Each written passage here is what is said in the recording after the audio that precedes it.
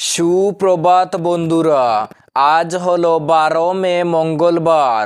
আজকের সকালের বিশেষ বিশেষ খবরগুলি হলো: দ্বিতীয়বারের জন্য মুখ্যমন্ত্রী হিসেবে শপথ নিচ্ছেন হিমন্ত বিশ্ব শর্মা। হিমন্ত বিশ্ব শর্মার নেতৃত্বে আজ শপথ নেবে নতুন এনডিএ সরকার। মন্ত্রিসভায় থাকছেন আরও 4 বিধায়ক। শপথ গ্রহণ অনুষ্ঠানে যোগ দিতে রাতেই পৌঁছালেন প্রধানমন্ত্রী নরেন্দ্র মোদী। অভ্যর্থনা জানালেন হিমন্ত এবং অতুল। একনাথ শিন্ডেকে বিমানবন্দরে অভ্যর্থনা জানালেন কৃষ্ণেন্দু পাল। শ্রীভূমি পুলিশের পথ নিরাপত্তা সচেতনতা অভিযান। রাস্তাঘাটের স্থায়ী সমাধানে পূর্ত বিভাগের সঙ্গে বৈঠক বিধায়ক জাকারিয়া পান্নার।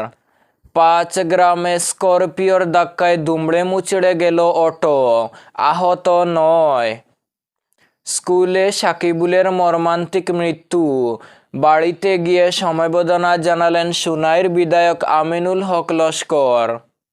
শপথ গ্রহণ অনুষ্ঠানে যোগ দিতে গুয়াহাটি থেকে কৃষ্ণেন্দু পালের কর্মী সমর্থকরা, বাঁধভাঙ্গা উচ্ছ্বাস। রংপুরে ভয়াবহ অগ্নিকাণ্ড, পুড়ে ছাই 4টি ঘর সহ 6টি অটো, 2টি বাইক। তাহলে বিস্তারিত খবরে যাওয়ার আগে অবশ্যই ভিডিওতে একটি লাইক করুন এবং চ্যানেলটি সাবস্ক্রাইব করুন। এবার শুনুন আজকের খবরগুলির বিস্তারিত। তৃতীয়বারের মতো সরকার গঠনের প্রস্তুতি নিয়েছে বিজেপি নেতৃত্বাধীন এনডিএ।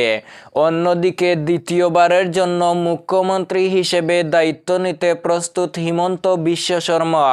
রবিবার বিজেপি তথা এনডিএ বিধায়ক দলের নির্বাচন এবং রাজ্যপালের অনুমোদনের সাংবিধানিক প্রক্রিয়া সম্পন্ন হওয়ার পর আজ 12 মে আনুষ্ঠানিকভাবে মুখ্যমন্ত্রী হিসেবে হিমন্ত বিশ্ব শর্মা ও তার মন্ত্রিসভা শপথ নেবেন। তবে আজ সম্পূর্ণ মন্ত্রিসভা শপথ নাও নিতে পারে। মন্ত্রিসভার অধিকাংশ পদ আপাতত খালি রেখে মুখ্যমন্ত্রী সহ মাত্র 5 জন শপথ নেবেন। মুখ্যমন্ত্রীর সঙ্গে আরও 4 জন নবনির্বাচিত বিধায়কও শপথ গ্রহণ করবেন। গোলাঘাট কেন্দ্রের বিধায়ক অজন্তা নেওগ, বুকাকাতের বিধায়ক অতুল বরা, মাঝবাট আসনের বিধায়ক চরণ বড় এবং দুলিয়াজান কেন্দ্রের বিধায়ক রামেশ্বর তেলি মন্ত্রী হিসেবে শপথ নেবেন। বাকি মন্ত্রিসভার পদগুলি আপাতত খালি রাখা হবে। আজ সকাল 11টায় গুয়াহাটির কানাপাড়ার পশু চিকিৎসা মহাবিদ্যালয়ের খেলার মাঠে বিশাল শপথ গ্রহণ অনুষ্ঠানের আয়োজন করা হয়েছে। শপথ গ্রহণের আগে বর্তমানে আলোচনার কেন্দ্রবিন্দু কারা মন্ত্রিসভায় স্থান পাবেন। আজকের শপথ গ্রহণ অনুষ্ঠানে প্রধানমন্ত্রী নরেন্দ্র মোদীর পাশাপাশি কেন্দ্রীয় স্বরাষ্ট্রমন্ত্রী অমিত শাহ, বিজেপির জাতীয় সভাপতি নীতিন নবীন সহ একাধিক কেন্দ্রীয় মন্ত্রী উপস্থিত হয়েছেন। এছাড়াও এনডিএ শাসিত 21টি রাজ্যের মুখ্যমন্ত্রী ও উপমুখ্যমন্ত্রীরাও উপস্থিত থাকবেন।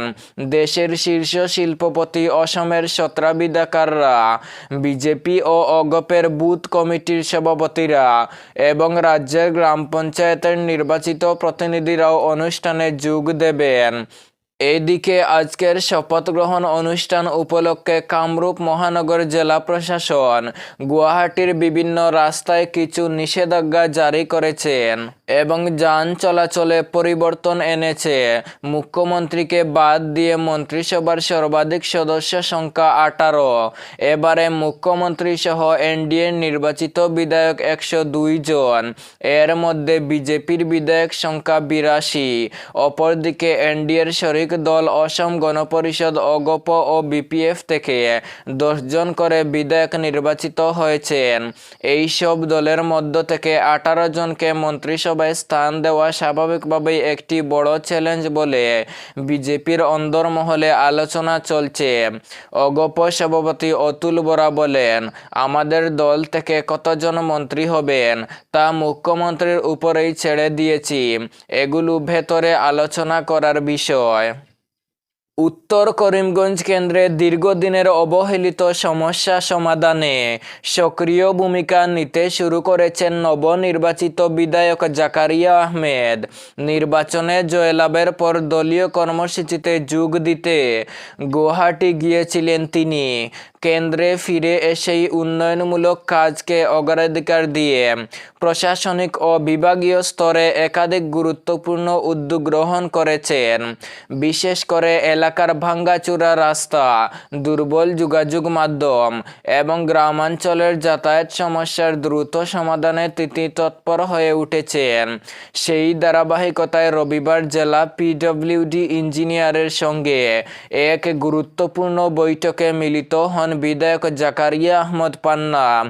বৈঠকে উত্তর করিমগঞ্জ কেন্দ্রের বিভিন্ন শহর ও গ্রামাঞ্চলের রাস্তাঘাটের বেহাল অবস্থা নিয়ে বিস্তারিত আলোচনা হয়। দীর্ঘদিন ধরে সংস্কারের অভাবে সাধারণ মানুষ যে দুর্ভোগের শিকার হচ্ছেন, সেই বিষয়গুলি গুরুত্ব সহকারে বিভাগীয় কর্তৃপক্ষের সামনে তুলে ধরেন বিধায়ক। বিশেষত বর্ষাকালে বহু গ্রামের রাস্তা চলাচলে অযোগ্য হয়ে পড়ে। এতে স্কুল, কলেজ, গ্রামে ছাত্রছাত্রী, রোগী বহনকারী অ্যাম্বুলেন্স এবং সাধারণ মানুষের নিত্যদিনের যাতায়াতে চরম সমস্যার সৃষ্টি হয়। এসব বাস্তব সমস্যার দিক তুলে ধরে দ্রুত পদক্ষেপ গ্রহণের দাবি জানান তিনি।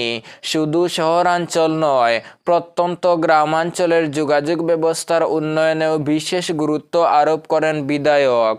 5 গ্রামের ঐতিহাসিক সিদ্ধেশ্বর শিব মন্দিরের সামনে রবিবার এক ভয়াবহ সড়ক দুর্ঘটনায় চাঞ্চল্যের সৃষ্টি হয়। দ্রুত গতির একটি স্করপিও গাড়ি রাস্তার ধারে দাঁড়িয়ে থাকা একটি ইলেকট্রিক অটোকে সজোরে ধাক্কা মারলে মুহূর্তের মধ্যে দুমড়ে মুচড়ে যায় অটোটি। দুর্ঘটনায় অটোতে থাকা অন্তত 9 জন যাত্রী গুরুতরভাবে আহত হয়েছেন। সংঘর্ষের তীব্রতা ঘটনাস্থলে আতঙ্ক ছড়িয়ে পড়ে। স্থানীয় বাসিন্দারা দ্রুত ছুটে এসে আহতদের উদ্ধার করে কালীনগর হাসপাতালে পাঠান। আহতদের মধ্যে কয়েকজনের শারীরিক অবস্থা আশঙ্কাজনক হওয়ায় তাদের উন্নত চিকিৎসার জন্য শিলচর মেডিকেল কলেজ ও হাসপাতালে স্থানান্তর করা হয়েছে। ঘটনার খবর পেয়ে 5 গ্রাম পুলিশ দ্রুত ঘটনাস্থলে পৌঁছে পরিস্থিতি নিয়ন্ত্রণ আনে এবং দুর্ঘটনার তদন্ত শুরু করে। প্রাথমিকভাবে পুলিশের অনুমান, অতিরিক্ত গতির কারণেই এই দুর্ঘটনা ঘটেছে। কাটিগড়া হলি ফ্লাওয়ার সিনিয়র সেকেন্ডারি স্কুলের কেজি 1 শ্রেণীর ছাত্র সাকিবুলের অকাল প্রয়াণে সোমবার শোকাহত পরিবারের পাশে দাঁড়ালেন সোনাই বিধায়ক আমিনুল হক লস্কর। সোমবার তিনি নিজে মৃত শিশুর বাড়িতে গিয়ে পরিবারের সদস্যদের সমবেদনা জানান। তার সঙ্গে উপস্থিত ছিলেন সোনাই ব্লক কংগ্রেসের সভাপতি নাসিম আহমদ লস্কর, টিপু মজুমদার, আবেদ বড়বইয়া, কাটিগড়া কংগ্রেসের কর্মকর্তা তথা প্রাক্তন পঞ্চায়েত সভাপতি মনসুর আহমদ, ব্লক কংগ্রেসের কর্মকর্তা তৈয়বুর রহমান চৌধুরী, আব্দুল মতিন সহ অন্যান্যরা।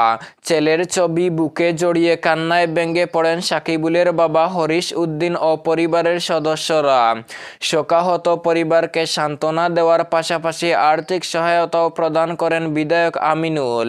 পরিবারের আর্থিক দুরবস্থার কথা বিবেচনা করে ভবিষ্যতে প্রয়োজনীয় সহযোগিতার আশ্বাস দেন তিনি। এছাড়াও অসুস্থ হয়ে পড়া সাকিবুলের মায়ের চিকিৎসার সম্পূর্ণ দায়িত্ব নেওয়ার প্রতিশ্রুতি দেন বিধায়ক। প্রয়োজনে শিলচরের যে কোনো নার্সিংহোমে উন্নত চিকিৎসার ব্যবস্থা করে দেওয়ার আশ্বাস দেন তিনি। বিধায়কের এই মানবিক উদ্যোগে কিছুটা হলেও ভরসা ফিরে পায় পরিবারটি। পরে তিনি পৌঁছে যান হলি ফ্লাওয়ার সিনিয়র সেকেন্ডারি স্কুলে। সেখানে স্কুল পরিচালনা কমিটির কর্মকর্তা মৃদুল নাগ, মিহির কান্তি নাগ, হরিপদ দেব সহ অন্যান্যদের সঙ্গে দীর্ঘ বৈঠক করেন। স্কুল কর্তৃপক্ষরা জানায়, কর্তব্যে গাফিলতির অভিযোগে দায়িত্বে থাকা 2 শিক্ষিকাকে বরখাস্ত করা হয়েছে। পাশাপাশি স্কুলের প্রিন্সিপাল সুম্পি দাসকেও সাময়িকভাবে দায়িত্ব থেকে অব্যাহতি দেওয়া হয়েছে বলে জানান পরিচালনা কমিটির কর্মকর্তা মৃদুল নাগ। একটি নিষ্পাপ শিশুর অকাল মৃত্যুর ঘটনায় আজও ভারী কাটিগড়ার পরিবেশ। সাকিবুলের মৃত্যু ঘিরে এলাকা জুড়ে নেমে এসেছে গভীর শোক। শিলচরের রংপুর শিমুলতলা এলাকায় ভয়াবহ অগ্নিকাণ্ডের ঘটনা ঘটল। আগুনে পুড়ে ছাই হয়ে গেছে অন্তত 4টি বসতবাড়ি। পাশাপাশি ভস্মীভূত হয়েছে 6টি অটো, 2টি বাইক, গুরুত্বপূর্ণ নথিপত্র, বিভিন্ন পণ্য সামগ্রী ও খাদ্যদ্রব্য। জানা গেছে সোমবার ভোরে হঠাৎ করেই শিমুলতলা এলাকায় আগুনের সূত্রপাত হয়। মুহূর্তের মধ্যেই আগুন ভয়াবহ আকার ধারণ করলে একের পর এক বাড়িতে আগুন ছড়িয়ে পড়ে। স্থানীয় বাসিন্দারা আতঙ্কিত হয়ে পড়েন এবং আগুন নিয়ন্ত্রণে আনার চেষ্টা চালান। ঘটনার খবর পেয়ে শিলচর সদর রাজস্ব চক্রের লট মণ্ডল ও চক্রস্তরীয় দ্রুত প্রতিক্রিয়া দলের স্বেচ্ছাসেবকরা দ্রুত ঘটনাস্থলে পৌঁছে উদ্ধার ও ত্রাণ কার্যে অংশ নেন। ক্ষতিগ্রস্ত পরিবারগুলির হাতে জরুরি ত্রাণ সামগ্রী হিসেবে ত্রিপল ও বাসনপত্র তুলে দেওয়া হয়। প্রশাসনের পক্ষ থেকে ক্ষয়ক্ষতির পূর্ণাঙ্গ হিসাব সংগ্রহের কাজ চলছে। অগ্নিকাণ্ডের প্রকৃত কারণ এখনো স্পষ্ট না হলেও তদন্ত শুরু হয়েছে বলে জানা গেছে। এই ছিল আজকের সকালের বিশেষ খবরগুলি।